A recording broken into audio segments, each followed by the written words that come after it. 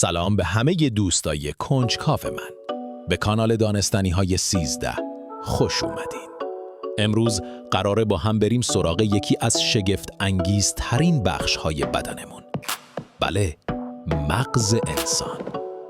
همون تیکه کوچولوی نرم و خاکستری که داره زندگیمون رو کنترل میکنه.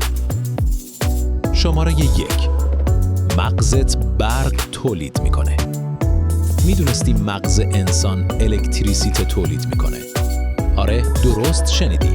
مغز ما موقع فکر کردن سیگنال های الکتریکی تولید میکنه و اگه همه اون انرژی رو جمع کنیم میتونه یه لامپ کوچیک رو روشن نگه داره.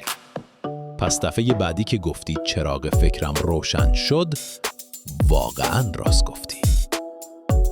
شماره 2. سرعت بالای مغز.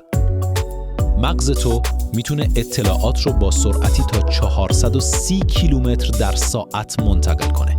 یعنی سریعتر از قطار سریع‌السیر ژاپن. پس هر بار فکری به ذهنت میرسه بدون که مغزت داره با سرعت نور کار میکنه. شماره 3. مغز موقع خواب هم فعاله. برخلاف چیزی که فکر میکنی، موقع خواب مغزت بیکار نمیشه. اتفاقاً گاهی از زمان بیداری هم فعال تره. اون داره خاطرات روز رو مرتب میکنه و احساساتتو پردازش میکنه. برای همینه که خواب دیدن انقدر واقعی حس میشه. شماره 4. مغز خودش درد رو حس نمیکنه. باور کن یا نه، مغز خودش هیچ گیرنده دردی نداره. یعنی اگه یه دکتر مستقیم بهش دست بزنه دردی حس نمی کنی. به همین دلیله که بعضی جراحی های مغز در حالی انجام میشن که بیمار بیداره. شماره 5. مغزت میتونه خودش رو تغییر بده.